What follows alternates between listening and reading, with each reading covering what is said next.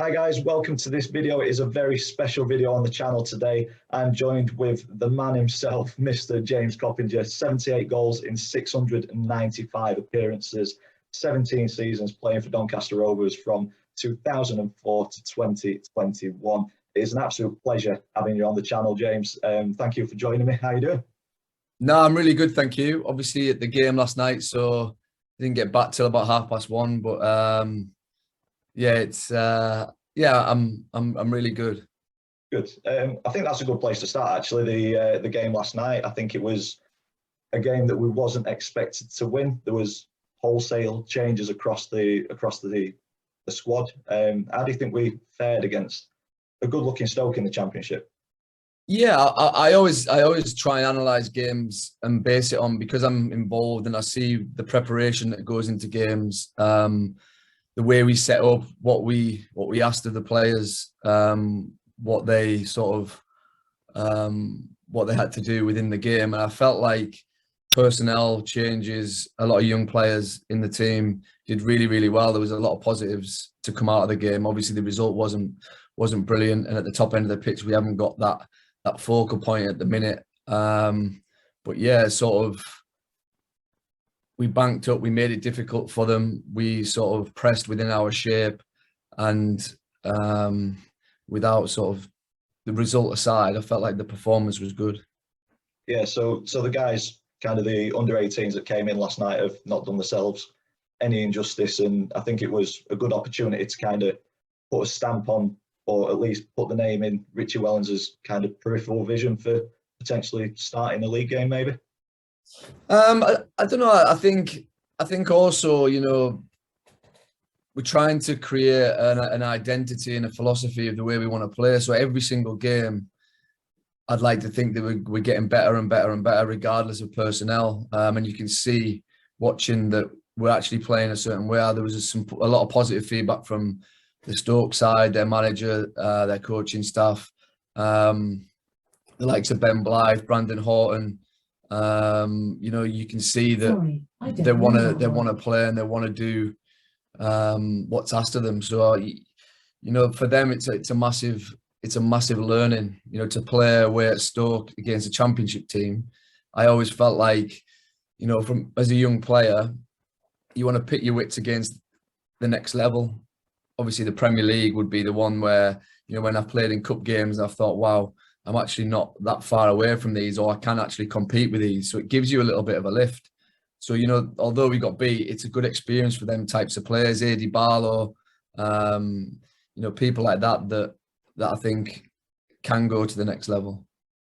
That's good to hear, because I think from a fan's point of view, I think I've seen a progression this season. I think at the start of the season, you saw that there was a lot of new players put together, and it takes a little bit of time for that cohesion to show through. I think at Sheffield Wednesday, and especially against Portsmouth last weekend, I thought we performed really well. We're starting to get the result with a draw against Portsmouth. So, like you say, that identity is starting to come through. That style of play is starting to come as well. But yourself, you've got a new role at the club. You're player development manager. Do you want to expand on that? Tell the viewers what's involved in that, and are you busier now as a player development manager than what you were as a player? I think I am. Obviously transitioning from a player into this role has been seamless, if I'm being honest. I'm not missing playing, although I thought I would. I've sort of parked that, and I've had a fantastic career in terms of the amount of games I've played, and I've thoroughly enjoyed playing football. But what I'm really passionate about now, and what I enjoy doing, is helping other players on their journey, in their careers. And what better place to do it than somewhere that I've spent 17 years and had so many special times and memories. Working with the younger players, so working with Ben Blythe, Liam Ravenhill, Larakastani, who's just gone out on loan and scored. The feeling you get when somebody goes out and you're working with them and they do well, you can't replicate that feeling. It's as close to playing and yourself doing well. I'd probably say it's even better than that. So things like that, learning from the manager, learning from what I'm seeing day to day. I'm on the training ground during the day, so I'm seeing that. I'm in meetings. Just the whole thing, just learning the whole from the different side. As a player, you only have one sort of job, and that is to play football. Whereas when you're this side, you have to deal with a lot of different things. And I'm really enjoying that learning. Nice. Working with Richie Wellens on the training ground, is he kind of the person that he shows? Does he? I think that he expects a lot from the players and demands a lot from the players, which I like. I think as a player, you should be trying to put 100% in, regardless if it's training or match day. Is that Richie Wellens in a nutshell, basically? He demanded a lot as a player. So when you played against him, he was the worst player to play with and the best player to play with, because like if you played alongside him, you knew every single game that you had to be on it. For me personally, he was the best player, or one of the best players that I played with in my career. I had almost an unbelievable understanding with him on the pitch. He's a winner in terms of, if you look throughout his career, he's won promotions. He's a manager that I think will only get better and better and better. He's non-stop in terms of he never switches off. He's constant. The effort and the commitment he puts into his job is unbelievable. When you have somebody who cares about the club, who cares about what he's doing, cares about every single individual player and demands every single day, it's unbelievable to see. And it was, I never doubted that. I followed his managerial career. I speak to him quite a bit. And I've been really impressed with the way he sets his teams up and the way he analyses games as well. He's honest. Yeah, definitely. I do feel for him at the minute with the injury list piling up. I think summer recruitment-wise, for me personally, I think it's been a good summer. I think we've rebuilt a squad. You mentioned earlier about the identity. Last season, we relied a lot on the loan market. I think this season we've brought in permanent players, and you can see them building blocks starting to form, but we've just been ravaged by injuries over recent weeks. You mentioned earlier that you're quite happy that your playing days are over. Has it even crossed your mind to lace your boots back up and help us out? You know what? It hasn't, but at the same time, I obviously feel like I could help, and that's the frustrating thing, is we're struggling at the top end of the pitch. And I do feel like I could help in that senior sort of experienced pro. When you go on the pitch, you need them players. It's not just about what you do with the football, it's how you affect other people around you. I was a captain, Richie was a captain, and you have to have leaders and winners in your team. And we're at a stage where, through COVID, through injury, we had 2 players that played the 360 minutes that we required of them in pre-season. 2 players out of almost 20, and it's just nowhere near. I'm looking at it now and thinking the last 4 league games, 5 games is effectively the pre-season, because they're probably up to speed or getting up to speed now, and you can see it in the performances that, in my opinion, they'll get stronger as a group. But when you've got a small group, it's because of these things, it's really hard to keep them sort of fresh. Yeah, I think we've seen plenty of meltdowns on social media, the fans kind of panicking that we've not got the squad depth, and potentially that the board could dip into next year's budget to help Richie out. I think the squad has the building blocks for a good starting 11 and a decent bench as well for League One level. You see the guys day in, day out on the training field. The work is obviously getting put in because the performances are starting to come. But do you think we need those extra bodies in just for the support and the depth, or do you think once everybody's back and, like you say, this pre-season part has gone, we'll be okay?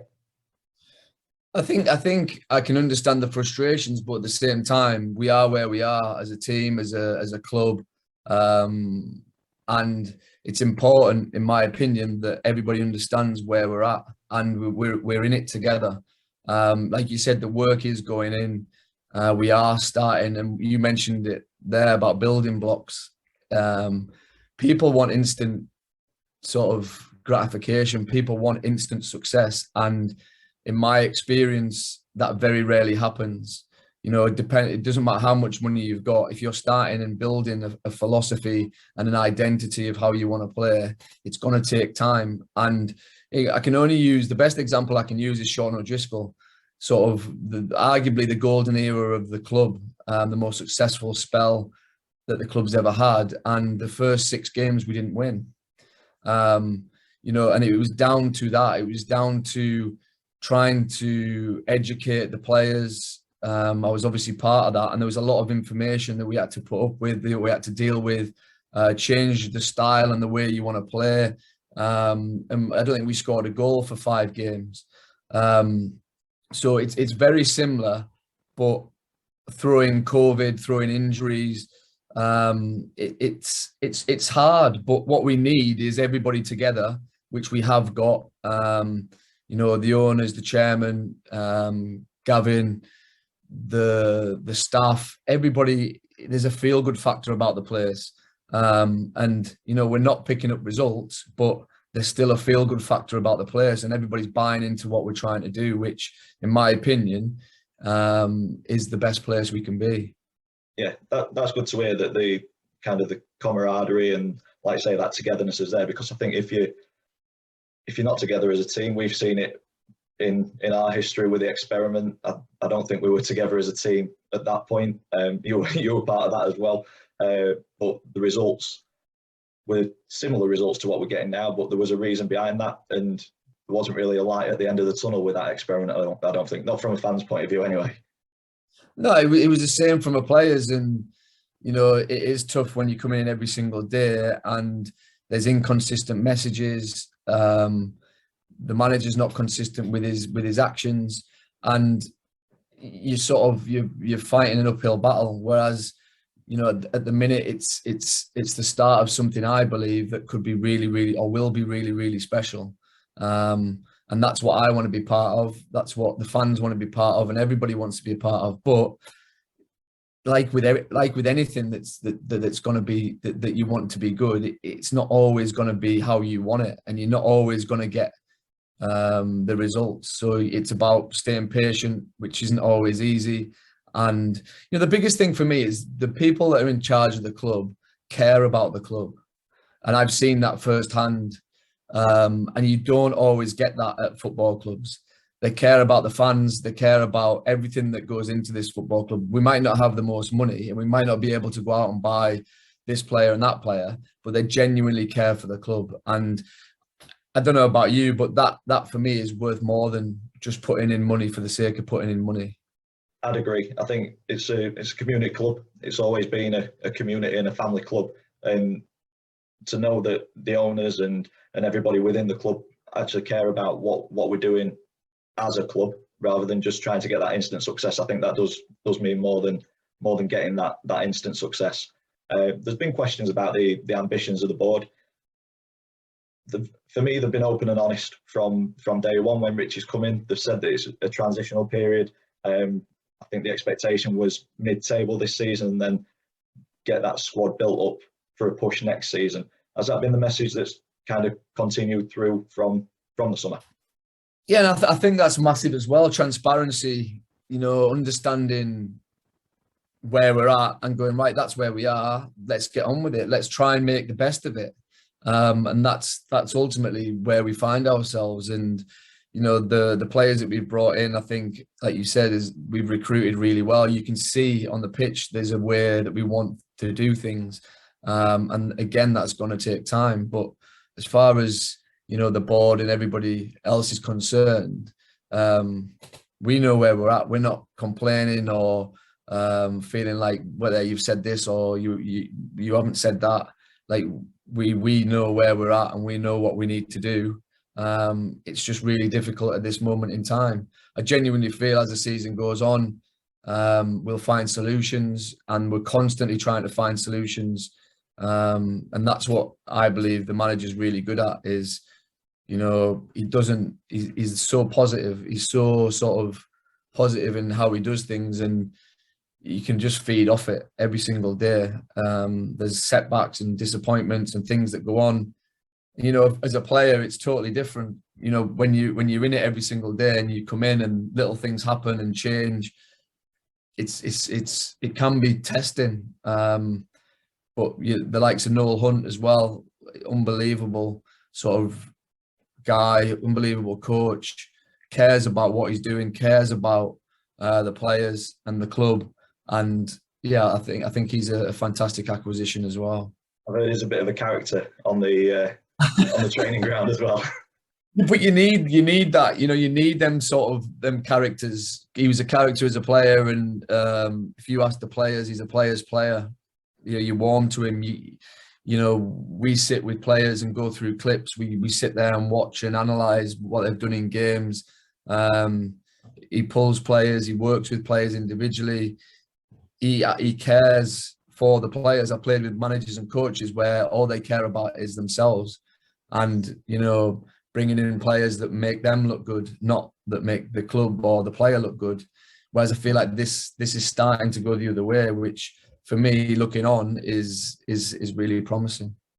Oh, that's good. That's good to hear. So, I think you've kind of touched on it that the management team and the structure are settling in pretty well. You said Richie knows the club from his playing days. Has he kind of hit the ground running with what's been expected of him and what's been asked of him?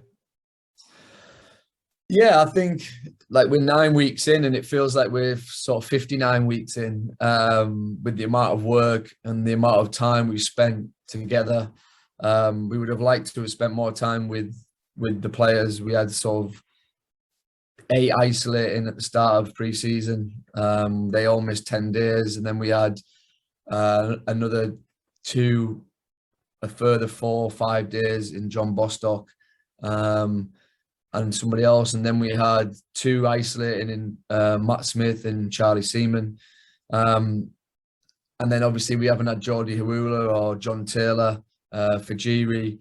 So we would have loved to have had everybody together for the whole of pre-season and been able to work on things. But you know, it is what it is, and you've just got to try and make the best of it. And you know, if we can get through this spell where we haven't got everybody and we haven't had things the way we want them, when it does happen, I'd like to think that you'll see more positive results and better performances.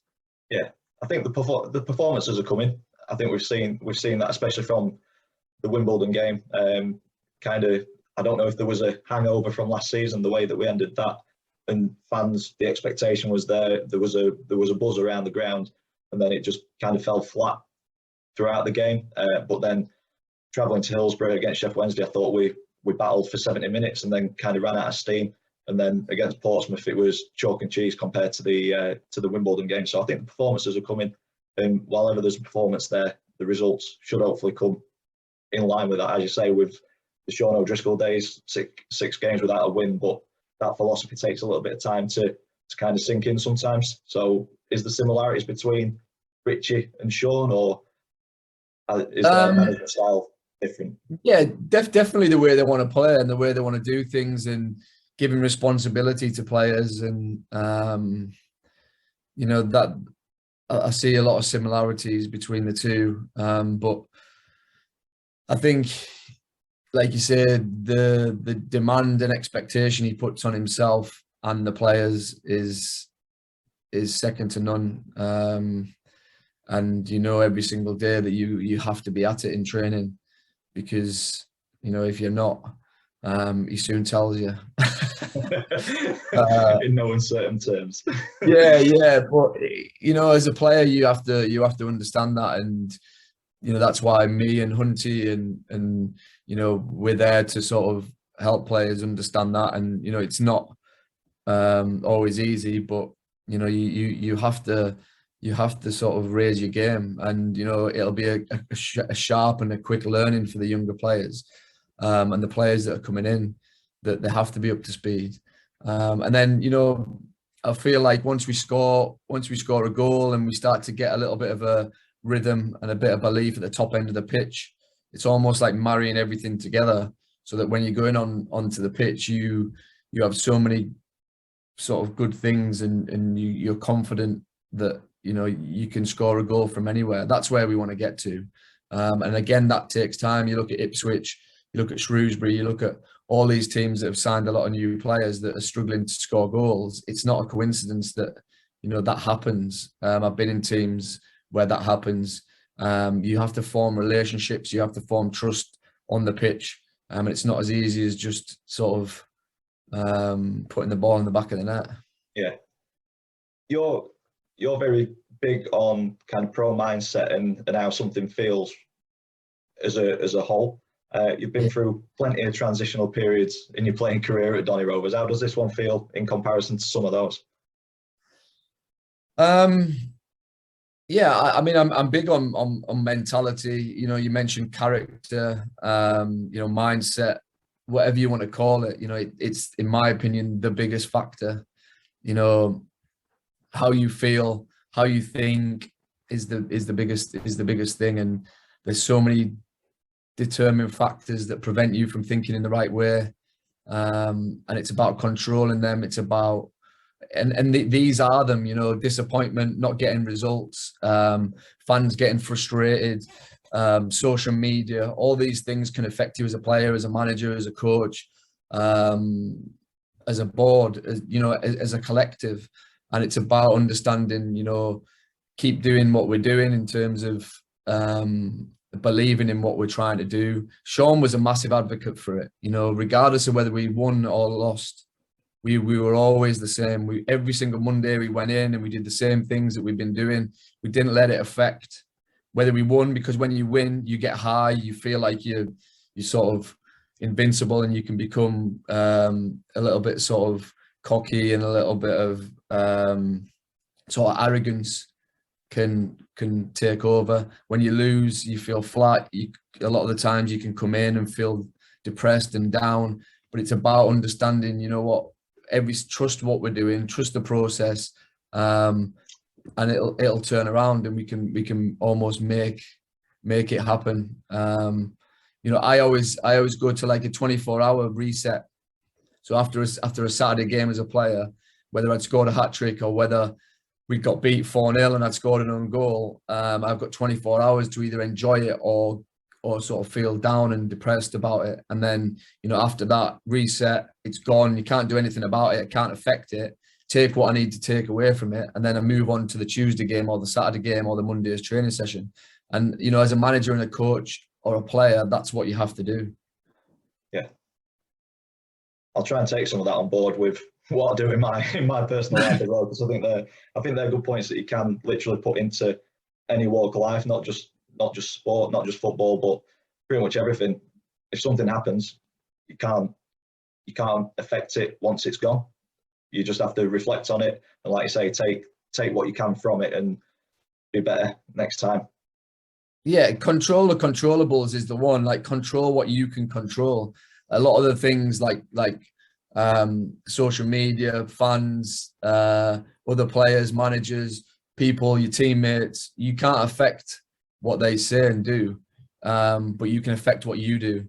You can affect your actions. You can affect the way you think, and a lot of the time, you know, how you think dictates how you feel. How you feel determines how you act, and then ultimately that'll determine your results. But you know, if you can think in the right way and you can learn to understand how to not be affected by certain things, then you're going to feel better about yourself, and then you're going to act in the best way possible. That's ultimately what it's about in a nutshell.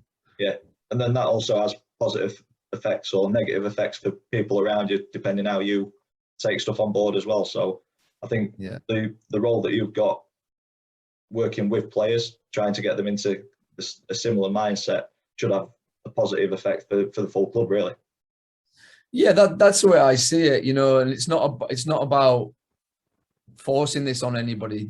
We've got an opportunity. Every single person has an opportunity every single day to improve as a person, you know, psychologically, mentally, you know, whatever you want to call it. And we get tested every day as a player, and even more so in the environment that we're trying to create, where you want them to be brave on the ball, you want them to take risks, you want them to do certain things, and you have to be able to deal with that. So if you're asked to pass the ball and take risks, then you've got to do that every single day, and you're going to get criticised by the manager. You're going to get criticised by the players every single day. So if you can't take that, if you can't deal with that, then you're never going to progress and develop as a player. So it's trying to create an understanding with the players that, you know, this is going to happen and that's fine, but there's strategies and there's coping mechanisms to deal with it, because a lot of players can't deal with it. And that's why you see a lot of good technical players and you think, wow, he was really good. Why didn't he go on and have a career? And a lot of the time it isn't down to their technical ability or their physicality. It's down to their mental capacity, the way they think. I've seen so many players beat themselves up. They have a bad game and then they don't recover. You know, they just go worse and worse and worse. They can't then find the form that they've had before. And again, that can't be down to technical. It's all down to the way they think. Yeah, if that form's been there before, they've obviously got that ability to produce the goods. And like I say, yeah, it's the mindset. And that's what I say is, like, I played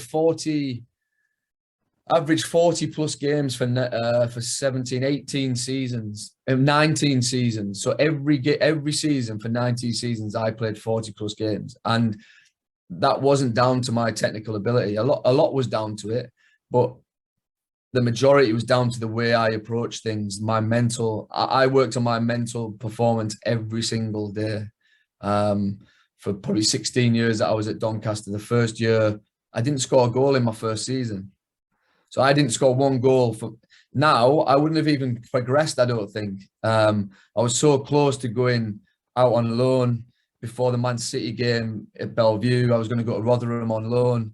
And, you know, my first goal for Doncaster was in a penalty shootout against David James for Man City.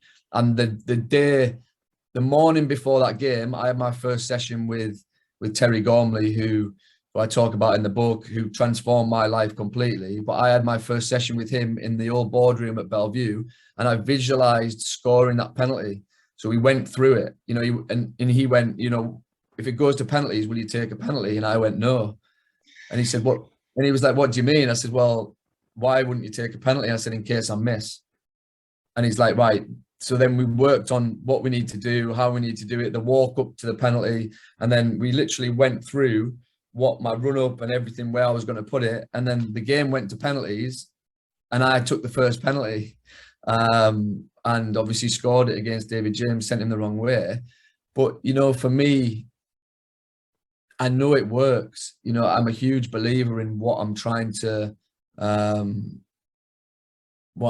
sort of explain to players and people in general. And a lot of what I've just been through is what the book is about. It's about where I was throughout my career and how I changed it. Yeah. So you've just mentioned the book. You've got a book coming out at the end of next month. Pre-orders are starting early next month. Is that right? Hopefully, yeah. So do you want to tell us what the book's about? I think it's not quite an autobiography. No, it's called Ahead of the Game, a professional mindset, and it's forward by Sir Kenny Dalglish, who signed me at Newcastle when I was 17. But it goes through my career, my experiences as a young kid growing up. Never wanted to be a professional footballer. Really loved playing football, but never wanted to play football. Never had any aspirations to be a professional footballer. Never thought it was something that I could do. Then going from Sunday League to Premier League in a blink of an eye, making my Premier League debut at 19 and then getting relegated out the Football League at 21. You know, experiencing all that in 5 years, including my mum and dad divorcing,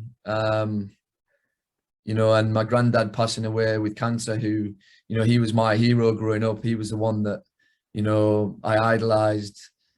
So I went through a lot in a short period of time, and, you know, then moving to Doncaster and, like I said there, meeting Terry Gormley and transforming the way I sort of approach my life and started to take ownership of my decisions. And there's a lot in there. What I've done it. The reason behind it is to try and help and educate young players, parents on what it takes.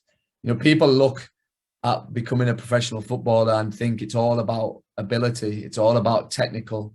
And for me, you know, you go through so much as a young player and an old player every single day, and it's about trying to get that out to players, trying to educate them on, you know, you can change your thinking to change your results ultimately. Yeah, such a cutthroat business to be in. I think the amount of players that have aspirations for professional football that don't quite make the cut, I think it is a big thing about and mental health and the impact that it can have on an individual if they don't get the result or the decision that they're wanting. Yeah, I think there's a big difference between mental performance and mental health, although they're interlinked. You know, mental performance is resilience, is courage, is belief, is confidence, is all these things that I speak about in the book. And you can learn to improve and get better at all these things, but you have to understand how to do that, and that you can do that first and foremost. And you have to do that as a player. A lot of players, a lot of top players do it naturally. They have good people around them. They have a fantastic support network, and they do work with psychologists and people that help support them.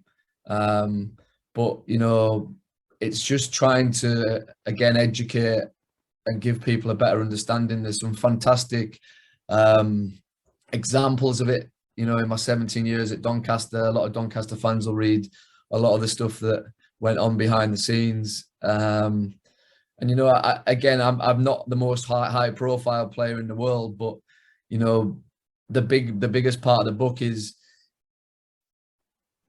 being able to perform every single day. You know, you regardless of what level you're playing at, you have to perform every single day. You have to try and be the best you can be every single day. And if you can do that, then you get good results. You become successful in your field. You know, I'm not a top Premier League player, but, you know, I've had a good career at a good level for a long time. And a lot of that is down to my mentality, in the way I think, in the way I approach things. And it's in the book. And I think for a lot of people, it would be enlightening. That's the way I would probably put it. Well, I'm looking forward to that coming out. I will be one of the first in the queue to get that for sure. I do like a good footballer book. So yeah, I'm looking forward to reading that. And that's all I've got to talk to you about today. Is there anything you'd like to ask me to finish off? No, I think, like you say, it's always good to get your perspective on things, and like you said right at the beginning, that you feel like things are moving in the right direction at the club. How do you feel things are going? I do think they're going in the right direction. For me, I understood the loans last season, getting players in where it's less of a risk, because if you give a player a 2-year contract, you're then tied into that contract. So to get good quality players from the Premier League down to our level, it makes sense. But then I feel like we're not building for the future. I think getting rid of the under-23s was potentially a big mistake, where we've not had that transition from under-18s through to the starting 11. Is that coming back at all? Do we know? I think it's really difficult, again, you know, with how things have been with COVID, with the financial situation. I think you know, everything costs money, and I think it's almost like you have to prioritize where things should be done. You know, does it go into the playing budget for the first team, or does it go to that? I'm not sure, but what I imagine is, you know, moving forward, as things develop and as things get better, then you'll see a totally different, you know, as a player development manager, I'm not just developing what I saw last year, and what I see is that group between 18s and 21 or 23s. Like, if you're not playing in the first team, then effectively you're not playing football, and you're paid to play football, not to train. Nobody's paid to train. So last year, Ben Blythe didn't play one game, competitive game, apart from the end of last season against Peterborough when he came on. So I'm sat there thinking, this isn't right for his development. You you know, trying to get him on loan, Rakasani on loan, Liam Ravenhill on loan, Ben Bottomley. You know, these players need to play games, whether it's at Matlock Town, Frickley. Rakasani scored the other week, and you know, to watch him score and look at his face and his reaction with his teammates and the fans that were there, you can't replicate that. Whether you're playing, you know, for Frickley or you're playing for Doncaster, if you're playing in a 23s game, it's not the same feeling. So I genuinely feel like these players will get the right sort of advice. We'll be working with these sort of players every single week in terms of what's expected of them. There'll be demands put on them. They won't just be, you know, stocking fillers where they train with the first team and then they don't play games. Like, in my opinion, things will progress and get better every single year. But again, it takes time. We're talking about sort of something that, again, you want instant results. You don't want to see the effort and the commitment that goes in every single day, every single hour by so many different people. You'll only see that, I think, in 2, 3, 4 years' time, where you go, wow, we've now got this and we've now got that, and that just doesn't come overnight. Yeah, so it's about being patient as a fan base and as a club, and hopefully Rich is in it for the long haul. We've seen a lot of managers come and go over recent years. Hopefully Richie sees this through and builds something which I think is starting to be built, definitely. I think he's excited. I think if you asked him, he's excited about the club. He's excited about what's happening at the club. And it might not look like that from a fan's perspective. But I know I speak to him every single day. I speak to him more than I speak to my wife, if I'm being honest. But yeah, he's excited. Hunty is. We all are. We're all excited about the potential.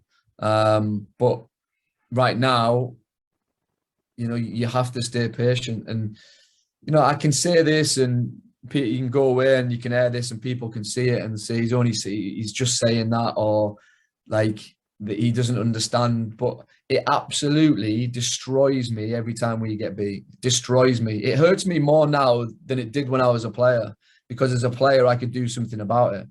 You know, as a coach or a manager, you can't affect it. You can only do what you can do, and then your players go out and play. So being in a transitional period and a period where you're trying to educate and develop a team, it's tough. It's as tough as it is on fans as it is on us. But if we can be patient and we can sort of see it through and work really hard every single day, you know, all we're asking is for people to buy into what we're trying to do and support everything about the club, the board, the Gavin, everybody that's associated with the club, because ultimately we need to be together. I agree. I echo everything that you've just said there, definitely. Yeah. But yeah, it's been an absolute pleasure speaking with you. Thank you for over half an hour of your time.